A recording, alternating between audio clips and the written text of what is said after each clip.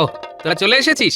আজ তো দেখছি তাহলে একেবারে জমিয়ে আসর বসাতে হবে। হ্যাঁ, আমরা তো জানি আজ তোমার ছুটি। আমরা তো সেই জন্যই সাত তাড়াতাড়ি চলে এলাম। তুমি বলবে আর আমরা শুনবো। না না না, আজ আমি নয়, বলবি তোরা। কিন্তু তুমি ঠিক কি শুনতে চাইছো বলো তো দাদু? কেন? এই যে চারদিকে যা দেখছিস শুনছিস তাই বলবি। আচ্ছা ঠিক করে বল তো দেখি, চারদিকে সবাই কি সত্যি শান্তিতে আছে? না গো দাদু, সব যেন কেমন থমথম করছে। তবে কয়েকদিন ধরেই মন্ত্রী মশাই নাকি এই গ্রাম সেই গ্রাম ঘুরে বেড়াচ্ছে। নাকি আবার কি? আজ তো মন্ত্রী মশাই পূব গায়ে এসেছেন। বটে, তার মানে ভেতরে ভেতরে কিছু একটা ঘোট পাকাচ্ছে। বেশ, তাহলে মন্ত্রী মশাইকে এখনই চট করে একবার বাজিয়ে দেখতে হবে, বুঝলি? তবে আমি একা নয়, বাজালে মহারাজকে সঙ্গে নিয়ে বাজাতে হবে। কিন্তু আমরা কি করব বললে না তো দাদু? কেন? তোরা যেটা বরাবর করিস সেই কাজটাই মন দিয়ে কর। কিছু হোক বা নাই হোক, মন্ত্রী মশাইয়ের গতিবিধির উপর সজাগ নজর রাখ। না না না না, কিচ্ছু ভালো লাগছে না। আরে কিছুতেই তো কিচ্ছু হচ্ছে না। কি হচ্ছে না মহারাজ? আমি থাকতে কোথায় কি আটকাচ্ছে? জলও পড়ছে, পাতাও নড়ছে। পাগলা হাতি মাথা নাড়ছে আর মন্ত্রী মশাই যা ঝাড়ার ঝেড়ে যাচ্ছে। হচ্ছে না কি বলছেন মহারাজ? হ্যাঁ, হবার আর কি বাকি আছে? হ্যাঁ, নড়ছে, পড়ছে, ঝাড়ছে। বলি হচ্ছেটা কি? না না, গোপাল বলছে ঝেড়ে কাশতে। কি গোপাল, তাই তো? হ্যাঁ হ্যাঁ, ধরে নিন কতকটা তাই। তবে যা শুনেছেন শুনেছেন, এবার চেপে যান। বেশি ঝাড়াঝাড়ি করলে যে হাটে হাঁড়ি ভেঙে যাবে। আরে ভাঙতে আর বাকি আছে কোথায়? ভেঙেই তো যাচ্ছে। রাজ্যের কোথাও তো কোনো উন্নতি চোখে পড়ছে না। ও, দুঃখে দুঃখে আমার মনটা কেমন ভারী হয়ে যাচ্ছে। কি করে কি হবে মহারাজ? রাজকোষে যে টান পড়েছে। কেন কেন কেন? টান পড়লো কেন? তার মানে তো আয়ের থেকে ব্যয় বেশি হচ্ছে। নর্দমা হয়ে গেছে মহারাজ। রাজকোষের অর্থ পচা জলের মতো হুড়হুড় হুড়হুড় করে গলে যাচ্ছে। ওমা, নর্দমার জলে গন্ধ, রাজ্যের উন্নতিও বন্ধ। বন্ধ বললেই হলো? রাজ্যের উন্নতি বন্ধ মানে তো ওই প্রজাদেরও উন্নতি বন্ধ। আমার গণনা বলছে ঘোর দুর্দিন আসছে। রাজ্যের মান সম্মান সব রসাতলে যাবে। রাহুর নজর পড়েছে, শনির দোষ কাটাতে হবে। সর্বনাশ! কিন্তু এত অর্থ সব যাচ্ছে কোথায়? কি আর করবেন মহারাজ? কি করে সামলাবেন? হ্যাঁ, এত বড় রাজ্য চালাতে গেলে ব্যয় তো কিছু হবেই মহারাজ। আর সর্ষের মধ্যেই ভূত থাকলে তাকে তাড়াবেনি বা কি করে? তবে তারও ব্যবস্থা আছে। হ্যাঁ, ব্যবস্থা আছে বলছো? মানে ওই যা হয়, ওঝা ডেকে ঝাঁটা পেটা করতে হবে। একে রাজ্যের এই অবস্থা, তার উপর আবার ভূত টুত দেখে গোপালটা ভয় দেখাচ্ছে। ভাবুন একবার মহারাজ। না না, আমার তো মনে হচ্ছে মন্ত্রীমশাই ঠিকই বলেছেন। রাজ্যে শান্তি আর শৃঙ্খলা রাখার জন্যই খরচ তো করতেই হবে। সুরীর সাক্ষী মাতাল। তলায় তলায় রাজকোষ ফাঁকা করে এখন একেবারে গলায় গলায় বন্ধুত্ব দেখানো হচ্ছে। কিন্তু এরকম ভাবে চললে যে রাজ্যে ঘোর দুর্দিন নেমে আসবে। আর কি করা যাবে? রাজ্যের আয় বাড়াতে হবে, না হলে নবাবের কাছে ভিক্ষে চাইতে হবে। ওরে বাবা, এ তো মরার ওপর খাড়ার ঘা। না না, আমি আর কিছুই ভাবতে পারছি না। ও মন্ত্রী, মন্ত্রী, দেখো দেখো কি করে কি করা যায়, দেখো একবার। দেখবই তো মহারাজ, 100 বার দেখবো। আমি যা দেখার সে তো দেখবই। তবে তাতে রাজ্যের উন্নতি হোক আর না হোক, আমার বিলক্ষণ হবে। কথাতেই তো আছে, আপনি বাঁচলে রাজ্যের নাম। না, মন্ত্রী মশাইয়ের হাবভাব আমার খুব একটা সুবিধের ঠেকছে না। মহারাজ নিক না নিক, আমাকে আমার মতো করে খোঁজ খবর নিতেই হবে।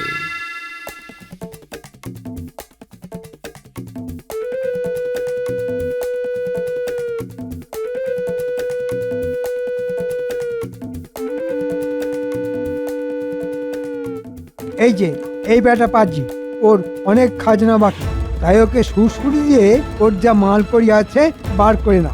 মন্ত্রীমশাই, চাষবাসের তো এই অবস্থা, এখন কোথা থেকে কি দেবো বলুন তো? তাই বললে হয়? দিয়ে দে, যা আছে ভালোই ভালোই দিয়ে দে। সোজা আঙুলে ঘি না উঠলে আঙুল কি করে বাঁকাতে হয় সেটা আমার জানা আছে। না না না, রক্ষা করুন। ধনে মারছেন মারুন, প্রাণে মারবেন না। এই যা আছে আমি তাই দিচ্ছি। এই তো কেমন ভালো ছেলের মতো কথা।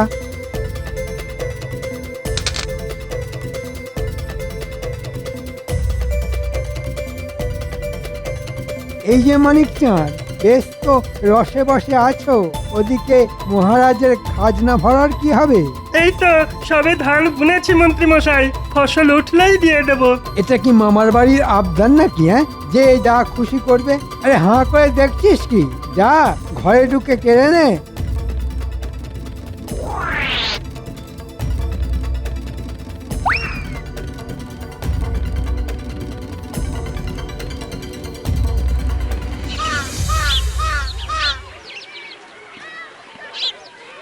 ওহ, কি দিনকাল পড়লো।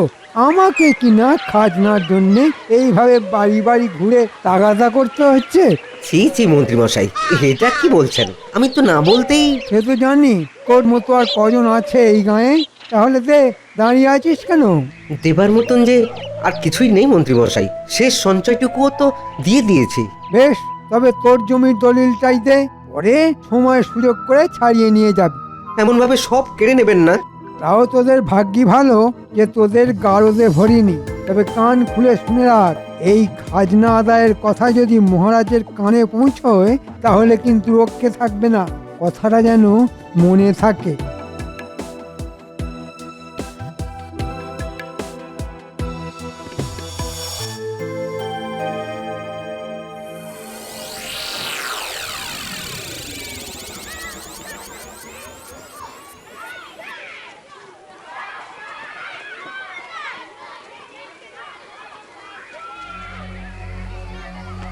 এই তো এতক্ষণে বেছে বেছে ঠিক দোকানে এসেছি। মাসুহারা দিবি না মানে? ঠিক পড়ায় গন্ডায় আদায় করে ছাড়বো। কই কি আছে, কি আছে বের কর তাড়াতাড়ি।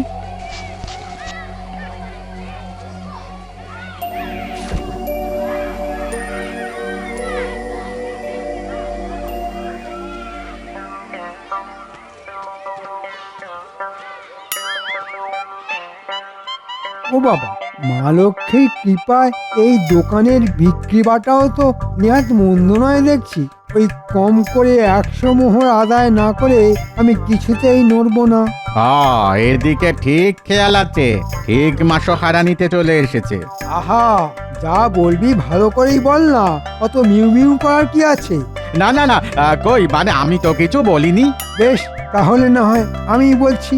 যেমন মধু দেখলেই মৌমাছি ভন ভন করে, তেমনি আমিও চলে এসেছি না ডাকতেই।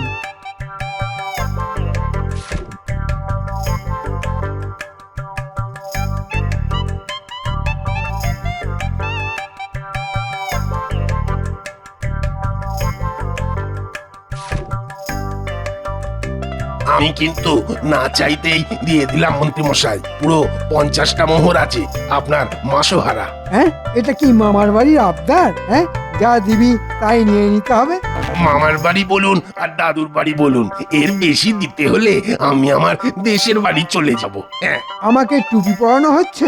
তুমি চলে গেলে এই দোকানের কি হবে? আমি দোকান বেচে দেব। ওরে ব্যাটা, বলে কি দোকানই বেচে দেবে? না না, যা পাচ্ছি এই তালে হাতিয়ে নি, পরে যদি এটাও না জোটে।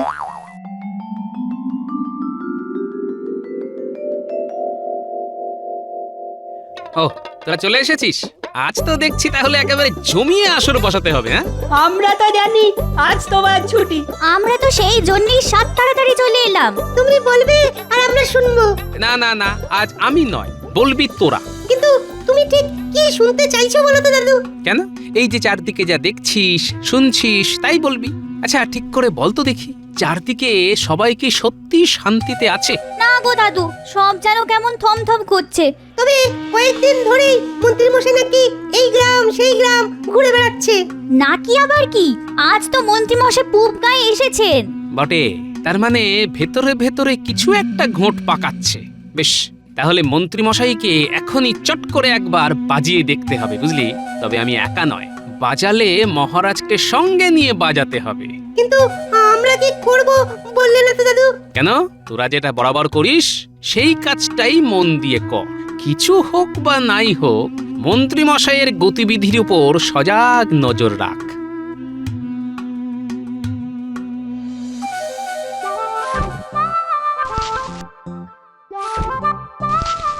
আজ মনে হচ্ছে মন্ত্রীমশাই বেশ ভালো দাও মেরেছেন।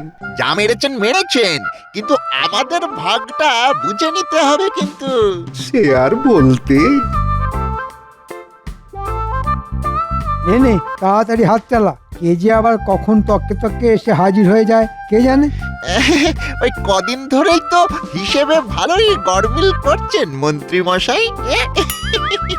মনে হচ্ছে ময়দান একদম ফাঁকা, এদিকে কেউ নজর দেবার নেই। আহ আস্তে আস্তে, সেই জন্যই তো বলছি মোহর টোহর যা আছে সব ঝপাঝপ জায়গায় পাঠিয়ে দে, সময় থাকতে সব সরিয়ে ফেলতে হবে। সরাতে আর বাকি রাখলেন কই? প্রজাদের মালকড়ি তো একদম হালকা করে দিয়েছেন। তবু যত খাই ততই যেন মনটা আরো খাই খাই করে। নে তোরা আর দেরি করিস না, যা যা বেরিয়ে যায় ঝটপট।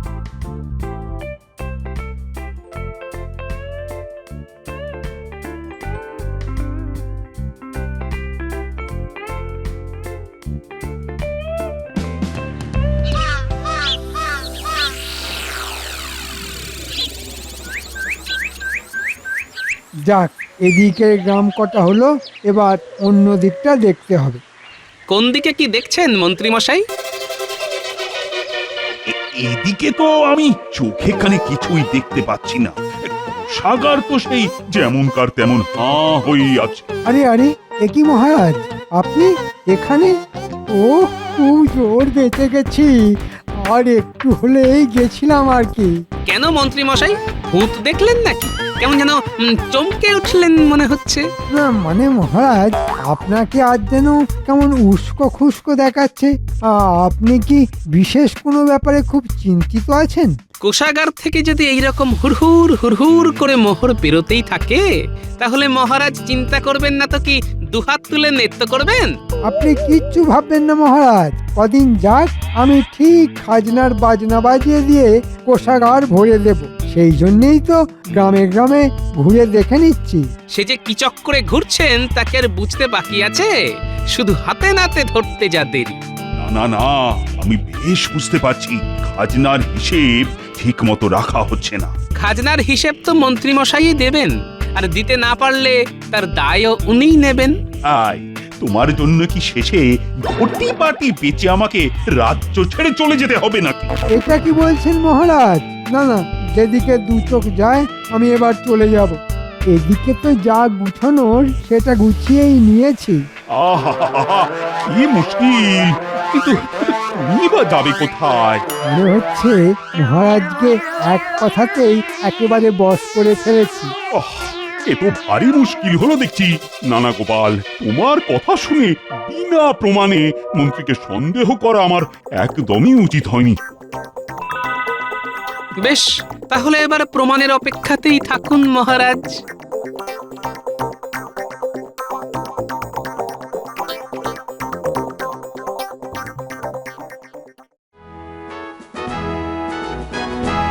আরে আরে আরে, এ কি? সভা তো প্রায় ফাঁকা। রাজবৈদ্য, অমাত্য, জ্যোতিষী ওই গেল কোথায় সব? আর গোপালই বা কোথায়? গোপালের যে আবার কি হলো?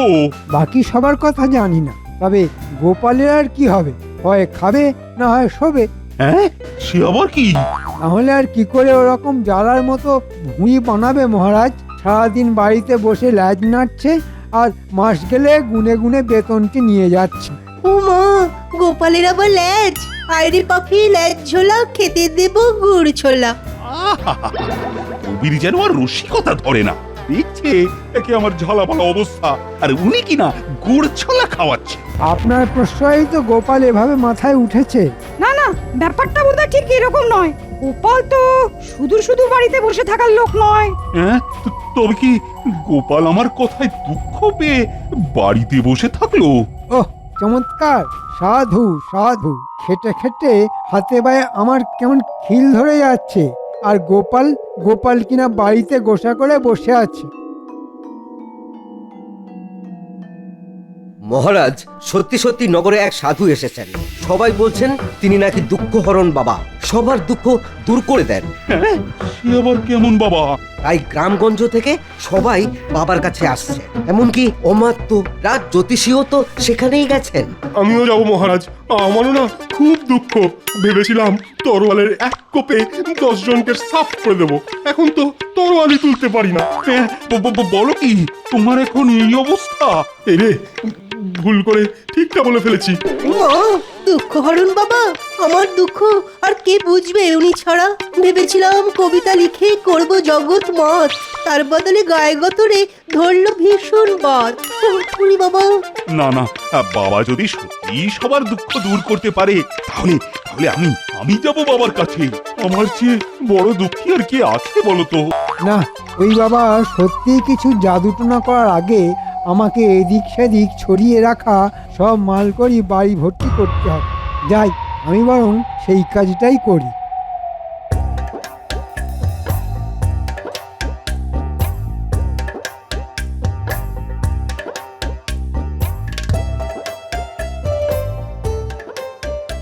আরে আরে, আমার কি সৌভাগ্য! আপনি দেখে দেখে আমার রাজ্যে এসেছেন বাবা। আমি তো আপনার দর্শন পাবো বলে সে কখন থেকে আনচান আনচান করছি। আহা, এখনই কেমন ক্লান্ত দেখাচ্ছে আপনাকে রাজন।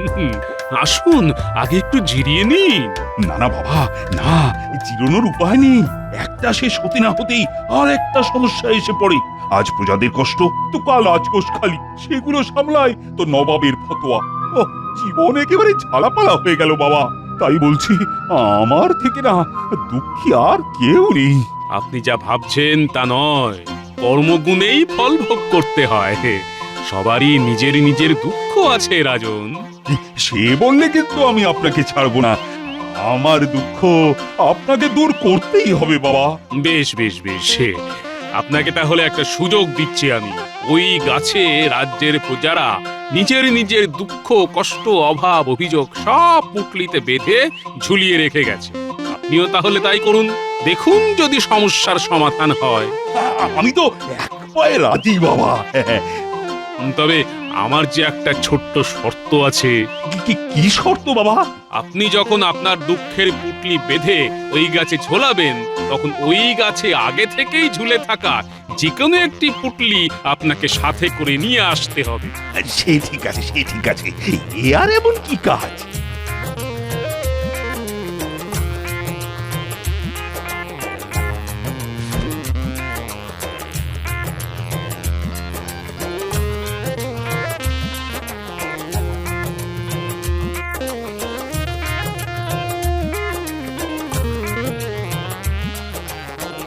পুটলি তো না হয় নেব, কিন্তু কিন্তু কোনটা নেব?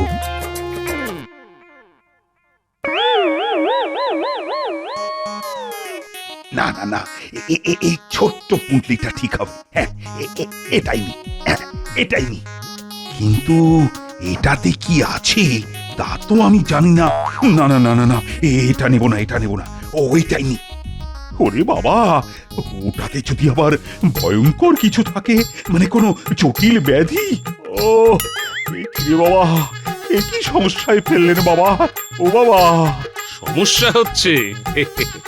বেশ বেশ বেশ, তাহলে রাজন, আপনি বরং সব পুটলিগুলোই খুলে খুলে দেখুন একবার, দেখুন কোনটায় কি লেখা আছে। ও, আপনি আমায় বাঁচালেন বাবা, বাঁচালেন। এবার আমি দেখে শুনে নরম মতো দুঃখ বেছে নেব, কেমন?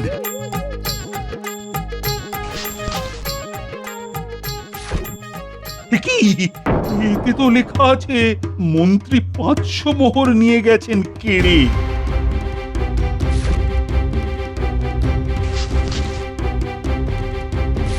হ্যাঁ, এটাই লেখা মন্ত্রী জমির দলিল নিয়ে নিয়েছেন।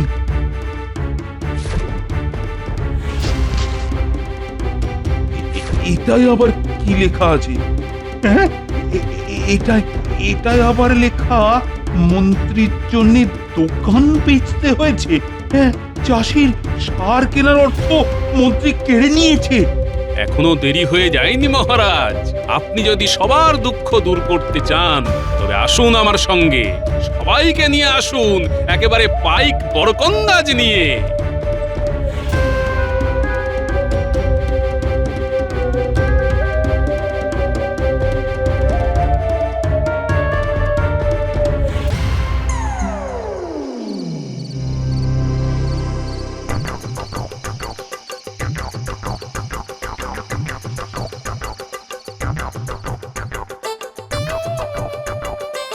আমার না একটা গান গাইতে ইচ্ছে করছে, আমি গাইবো গিন্নি?